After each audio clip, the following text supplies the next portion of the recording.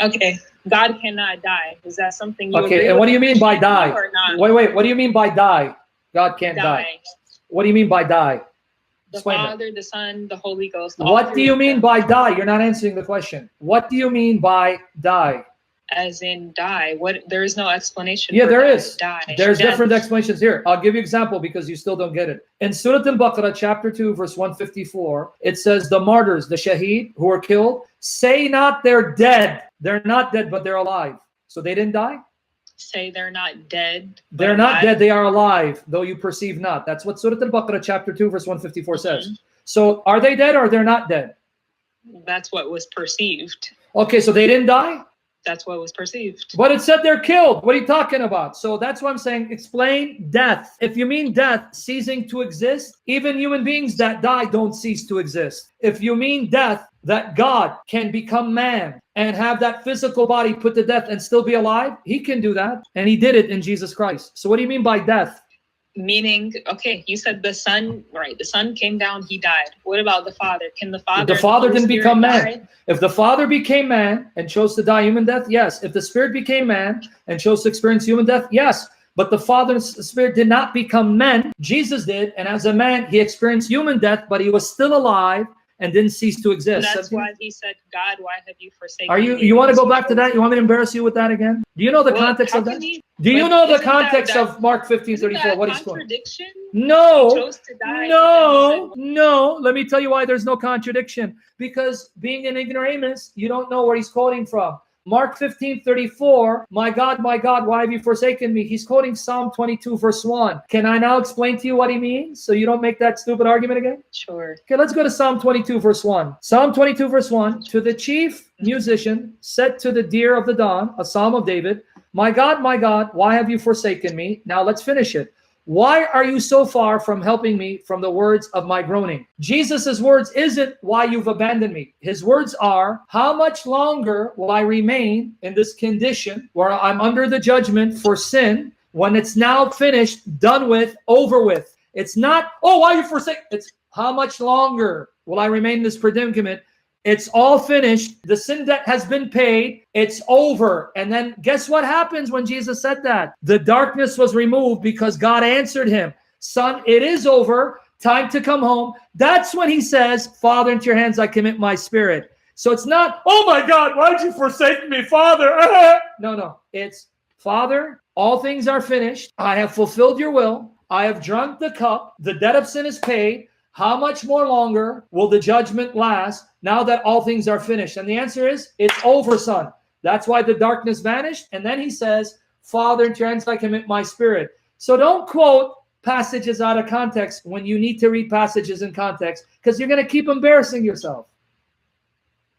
That's fine. I won't quote passages out of context. But even the way that you just explained it right now, it sounds like a father or a God talking to a human. It doesn't sound like two gods that are all knowing. And I don't believe they're two gods. Number one, I don't believe they're two gods, two persons.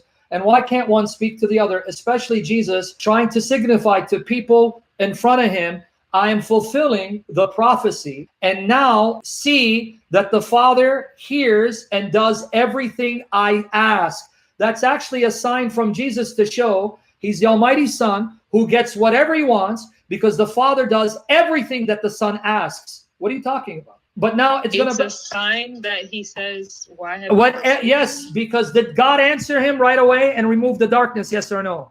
Yes. That's a sign that I am the Almighty Son of God who gets whatever I want from the Father, because the Father always does what I ask. And that's in John 11, 41, 44. But before I go there, you sure you want to use this argument? Because now you're going to prove that Allah is a false God. You sure you want to use this argument? Yeah, I want to use the argument. You sure? Because you know Arabic, right? Yeah, I guess. You know Arabic, right? I know Arabic. Go to Surah Al-Baqarah. You just destroyed Allah. You just destroyed Allah and buried Allah. Yes, you did. Go to Surah Al-Baqarah. Go to Surah Al-Baqarah. Allahu Akbar. Go to Surah Al-Baqarah, chapter 2, verse 157. Yes, because you just destroyed Allah because your God prays. Who does he pray to? Read for me the Arabic, slowly. أُولَٰئِكَ عَلَيْهِمْ صَلَوَاتٌ. Repeat that word again. Salawatun. Salawatun. Salawat, right? And then finish it. Min rabbihim. Okay. Wa rahmatan wa ulaika humul muhtadun. What does the word salawat mean? blessings. You wicked liar. The word blessing is barakah. A'udhu billah. A'udhu billah. You think you're going to lie to me and get away with it. The word salawat is plural for salah. The word for blessing is barakah. Barakah is blessing. Barakat would be blessings. The word salawat means prayers. Why would you lie to me? Yeah, I'm not lying. I'm reading Sahih International. Forget Sahih International, for the love of your God. What is the word prayers in Arabic? Say the word prayers in Arabic. Salat. Say it again. Salah. And then what's salawat? Prayer is plural. Oh, so you just admitted. It says the prayers of your Lord is upon them.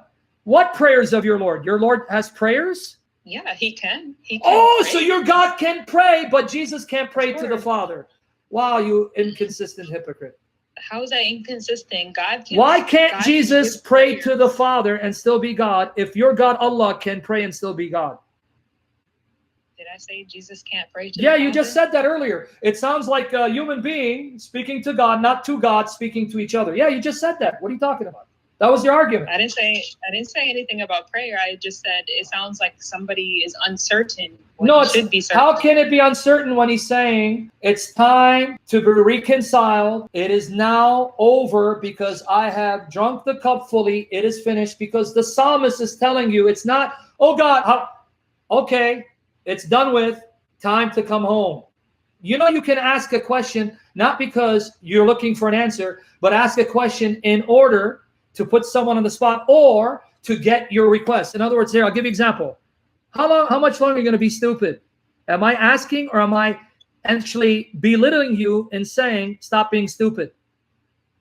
Okay, is there another verse in the Bible that is like what you said? Yes, all over the Bible and the Quran.